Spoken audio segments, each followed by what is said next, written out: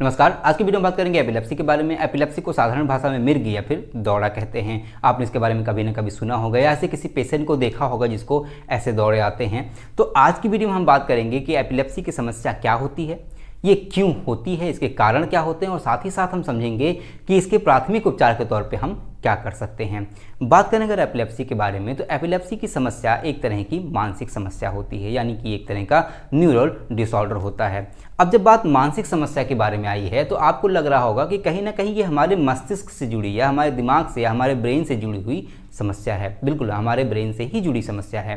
तो इसका मतलब ये हुआ कि अगर हम ब्रेन के कार्य प्रणाली को समझ लें या हमारे मस्तिष्क के कार्य प्रणाली को समझ लें तो हम समझ पाएंगे कि हमें एपिलेप्सी की समस्या क्यों होती है। बात करें अगर ब्रेन के बारे में, तो ये आपको फिगर यहाँ पे दिख रहा होगा। ये मैंने मस्तिष्क का फिगर बनाया है। आपने कभी ना कभी मस्तिष्क का फिगर जरूर देखा होगा, या आपने रियल में भी कुछ लोग देखे होंगे। तो ये बेसिकली इस तरह का हमारा मस्तिष्क होता है। ये हमारा अग्र मस्तिष्क होता है, ये मध्य मस्तिष्क और ये पश्चिम मस्तिष्क। बेसिकली हमारे ब्रेन में 3 पार्ट होते हैं।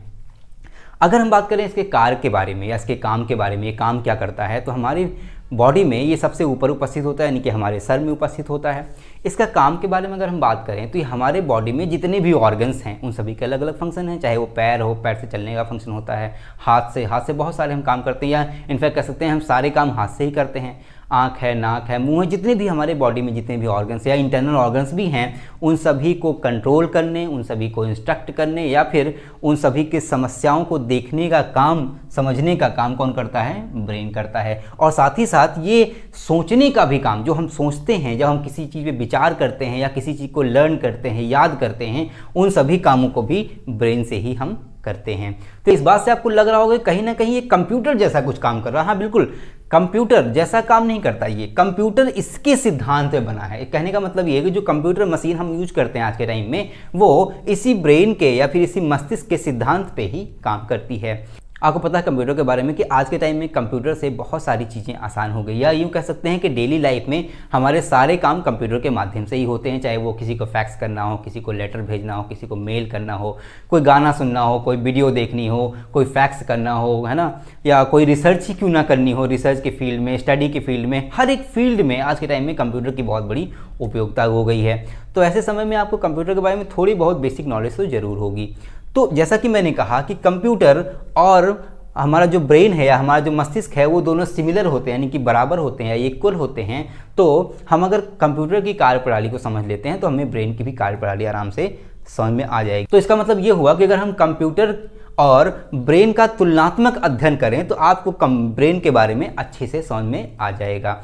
तो बात करें अगर कंप्यूटर के बारे में, तो आपको पता है कंप्यूटर किसी एक मशीन का नाम नहीं होता। इसमें कई सारी डिवाइसेस आपस में जुड़ी हुई होती है, जिससे हमारे शरीर में अंग जुड़े हुए होते हैं। भाई कंप्यूटर में मॉनिटर जुड़ा होता है, कीबोर्ड जुड़ा होता है, माउस जुड़ा होता है, स्पीकर जुड़ा होता है, फैक्स, ऐसे बहुत सारे डिवाइसेस जुड़ करके एक कंप्यूटर बनता है। लेकिन कंप्यूटर में जो मेन वर्क है, जिस पे सारा लोड रहता है या जो कंप्यूटर में सारे कामों को करता है, उसको बेसिकली हम सीपीयू बोलते हैं। क्या बोलते हैं? CPU, central processing unit.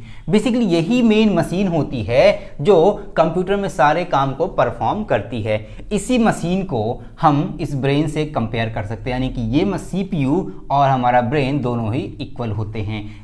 अभी मैंने आपको बताया कि हमारे कंप्यूटर में माउस, कीबोर्ड, मॉनिटर, प्रिंटर, ये सारी चीज़ें आपस में जुड़ी हुई होती हैं। तो ये सारी चीज़ें इसी सीपीयू से जुड़ी हुई है। तो मान लीजिए ये मॉनिटर है, ठीक है, वो ये मॉनिटर है, ये हमारा कीबोर्ड है, ये हमारा छोटा सा माउस है, यहाँ पे एक स्पीकर जुड़ा हुआ। तो ये सारी चीज़ें तार के माध्यम से इस सीपीयू से, यानी कि सेंट्रल प्रोसेसिंग यूनिट से जुड़ी हुई होती है। ऐसे कई सारे तार निकलते हैं जो अलग अलग डिवाइसेस को आपस में कनेक्ट करते हैं ताकि पूरा कंप्यूटर अच्छे से काम कर सके या उनसे काम सही से लिया जा सके।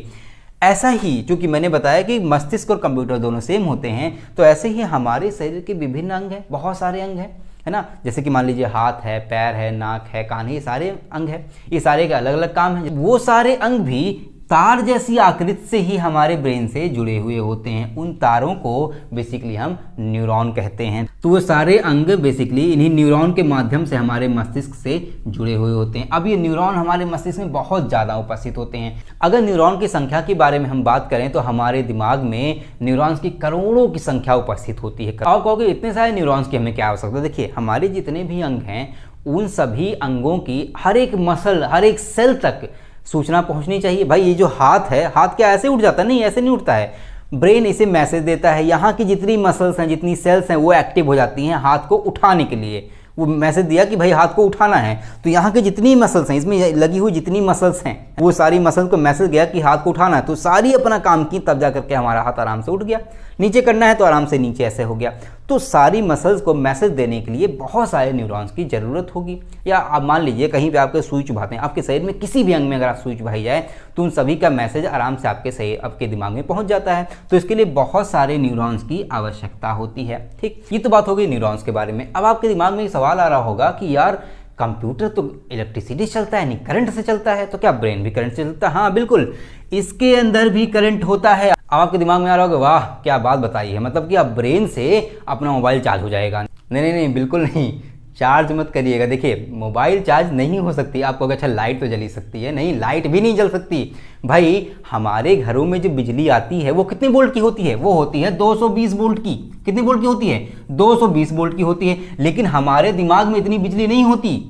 कहोगे तब तो बेकार है यार, तब कौन फायदा। देखो हमारे ब्रेन में बिजली कितनी होती है? वो होती है 15 से 20 माइक्रोवोल्ट होती है। ठीक है, 15 से 20 माइक्रोवोल्ट हमारे दिमाग में बिजली होती है। आपको माइक्रोवोल्ट का क्या मतलब है?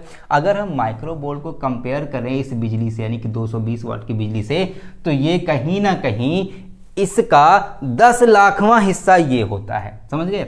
यानी कि ये 10 लाख गुना छोटा है इस वाली बिजली। हमारे घरों में जो बिजली आती है उससे लाखों गुना छोटी ये बिजली होती है जो करंट हमारे दिमाग में उपस्थित होता है। हमारा जो ब्रेन है वो हमारे शरीर के सभी अंगों को कंट्रोल करने का काम करता है। इसके लिए बहुत सारे यानी करोड़ों की संख्या में न्यूरॉन्स गए होते हैं। जैसा कि हमारे कंप्यूटर में होता है कि कंप्यूटर से कई सारे तारों से ये सारे डिवाइसेस जुड़े हुए होते हैं। तो ये कंप्यूटर का जो CPU होता है, सेंट्रल प्रोसेसिंग यूनिट, इन सभी को एक मैसेज सेंड करता है या फिर इन सभी को एक निर्देश देता है। तभी ये जाकर के स्क्रीन पे, जैसे मान लीजिए कोई वीडियो प्ले करनी है तो आपने कीबोर्ड से एक बटन दबाई, तो यहाँ से मैसेज गया CPU में, CPU से मैसेज गया मॉनिटर में, तो यहाँ पे पिक्चर चलने लगी या गाना चलने लगा। फिर आपको आवाज़ भी सुननी है तो वहाँ से तुरंत ही मैसेज गया CPU से स्पीकर में, तो स्पीकर से आवाज़ आने लगी।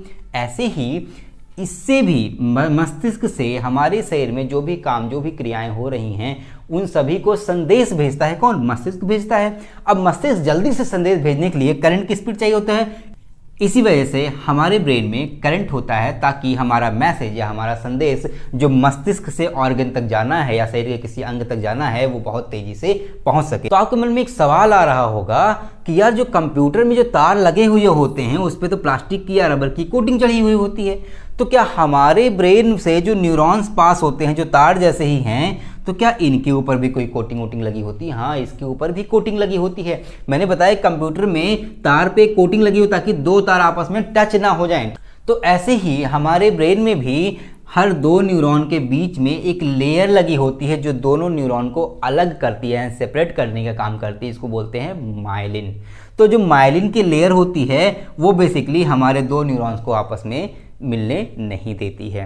अच्छा, अब आप सोच रहे होंगे कि यार ये तो सब कुछ सही से चल रहा है, कंप्यूटर की तरह हमारा ब्रेन भी काम कर रहा है, तो इसमें एपिलेप्सी की समस्या कहाँ है? देखिए एपिलेप्सी की समस्या अब आएगी। समझिए, मैंने बताया कि यहाँ पे 15 से 20 माइक्रोवोल्ट का करंट फ्लो होता है। इसको याद रखिएगा, बहुत इंपॉर्टेंट है, ये अभी काम आएगा इसका। समझिए, तो अब यहाँ से ढेर सारे संदेश जा रहे हैं, हमारे पूरे शरीर में फ्लो हो रहे हैं। बीच में माइलिन की लेयर लगी है ताकि दो न्यूरॉन्स आपस में सटने ना पाएँ, चिपकने ना पाएँ, ताकि कोई भी किसी तरह का स्पार्क ना होने पाए। लेकिन किसी वजह से ये माइलिन की लेयर मान लीजिए हट गई, या माइलिन की लेयर, इस ब्रेन में बहुत सारे न्यूरॉन्स हैं, ठीक है, यहाँ बीच में माइलिन की लेयर है, मान लीजिए किसी वजह से माइलिन की लेयर हट गई, किसी वजह से माइलिन की लेयर खराब हो गई, या कुछ ऐसा हो गया कि दो न्यूरॉन्स आपस में टच हो गए। ठीक है, दो न्यूरॉन्स आपस में क्या हुए? टच हो गए। ऐसे ही क्योंकि शरीर में हमारे करोड़ों न्यूरॉन्स हैं तो ऐसे कई सारे न्यूरॉन टच हो गए किसी समस्या की वजह से। या जैसा कि मैंने आपको बताया था कि जब करंट फ्लो होता है, जब कोई भी करंट, चाहे वो मस्तिष्क का करंट हो, चाहे वो हमारे घरों में जो करंट होता है, उन करंट को फ्लो होने के लिए 2 पॉइंट का होना जरूरी होता है। एक पॉइंट को बोलते हैं फेज, दूसरे को बोलते हैं न्यूट्रल। तो ऐसे ही हमारे ब्रेन में भी जब करंट का फ्लो होगा तो फेज से उत्पन्न होगा और न्यूट्रल पे खत्म होगा।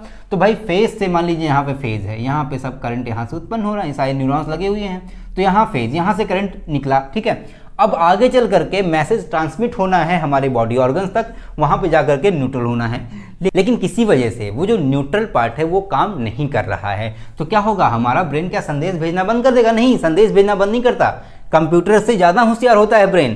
तो ये क्या करता है, ये संदेश नहीं भेजता, ये क्या करता है, ये न्यूरॉन एक न्यूरॉन का संदेश दूसरे न्यूरॉन पर ट्रांसफर करने की कोशिश होने लगती है, या यूं कहें कि एक न्यूरॉन से दूसरे न्यूरॉन पे ये संदेश ट्रांसफर हो जाता है ताकि उस ऑर्गन तक पहुंच जाए। अब ऐसे में हुआ क्या कि जब ये करंट एक न्यूरॉन से दूसरे न्यूरॉन पे गया जिसमें पहले से ही 15 से 20 माइक्रोवोल्ट का करंट फ्लो हो रहा था, तो क्या होगा, ये मान लीजिए 20 माइक्रोवोल्ट का करंट फ्लो हो रहा था एक न्यूरॉन में, ठीक है, एक न्यूरॉन में हो गया, दूसरे में भी 15 से 20 वाट का फ्लो हो रहा था, लेकिन वो वाला आकर के फिर इसमें जुड़ गया तो इसमें क्या होगा, ये प्लस हो जाएगा, ठीक है। ऐसे ही मान लीजिए 2-4 खराब हो गए जिसमें प्लस होता जाएगा, +20, ठीक है, समझिए। तो ऐसे करके ये जो करंट है जो 20 पहले खाली 15 से 20 माइक्रोवोल्ट का था, अब वो जुड़ते जुड़ते 100 से 200 माइक्रोवोल्ट का करंट हो जाएगा। अब इतना ज़्यादा करंट हो जाएगा और दूसरे ये सारे न्यूरॉन्स आपस में फ्यूज हो गए। अब जब ये तार यानी कि ये न्यूरॉन्स आपस में सट जाएंगे तो ऐसे में, जैसे भाई आपके घरों में देखा होगा आपने, जब दो तार आपस में चिपकते हैं तो क्या होता है, स्पार्किंग होती है। तो ऐसे ये भी तार, दोनों तार आपस में चिपक रहे हैं, जैसे ही ये दोनों तार आपस में चिपके तुरंत ही यहाँ भी स्पार्किंग हुई, या कई सारे तार आपस में चिपके और यहाँ का वोल्टेज कितना हो गया, 100 से 200 माइक्रोवोल्ट हो गया। भाई क्या एक न्यूरॉन इसको संभाल पाएगा, नहीं संभाल पाएगा। तो ऐसे में क्या होगा, यहाँ पे भी स्पार्किंग हो जाएगी, एक बड़ी स्पार्किंग हो जाएगी। अच्छा, इस कंप्यूटर में जो स्पार्किंग होती है या ऐसी कोई समस्या आती है या किसी वजह से वर्कलोड जब बढ़ जाता है तो आपने देखा होगा स्क्रीन पे कुछ अजीब अजीब जैसी चीज़ें बनने लगती हैं या हमारा कंप्यूटर हैंग कर जाता है, कुछ देर काम ही नहीं करता है। तो ऐसे ही हमारे शरीर में भी होता है, जब इस तरह की स्पार्किंग होती है या मान लीजिए किसी वजह से माइलिन की लेयर कम हो गई है, माइलिन का अमाउंट कम हो गया जिस वजह से दोनों आपस में टच हो गया, तब भी स्पार्किंग हो सकती है। या मान लीजिए जो मैंने न्यूट्रल बताया वो मान लीजिए न्यूट्रल सही से काम नहीं कर रहा है तो करंट का फ्लो सही से नहीं हो पाया, वो दूसरे पे ट्रांसमिट हो गया, दूसरे पे चला गया, दूसरे पे जाने की वजह से ये सिचुएशन बन गई, 100 से 200 माइक्रोवोल्ट का करंट बन गया, तब भी स्पार्किंग हो सकती है। तो ऐसी सिचुएशन में हमारी शरीर या तो बेहोश हो जाएगी या तो अलग तरह से झटके जैसा कुछ रिस्पॉन्ड करने लगेगी। बेसिकली इसी को बोलते हैं एपिलेप्सी या फिर मिर्गी का दौरा आना, ठीक है। अब यहाँ बात हो गई कि मिर्गी का दौरा तो भाई किसने साथ है ये हमने समझ लिया। अब बात आती है कि अगर मिर्गी का दौरा किसी को आ रहा है, या मान लीजिए किसी को एपिलेप्सी का दौरा आ रहा है, तो ऐसे में आप क्या करेंगे। मान लीजिए किसी को आपके सामने ही किसी पेशेंट को मिर्गी का दौरा आ गया, तो ऐसे में आप क्या करेंगे, आप उसे आराम से लिटा दीजिए, उसके आसपास से चीज़ें हटा दीजिए और साथ ही साथ आप कोशिश कीजिए कि उसको एक करवट लिटा दीजिए।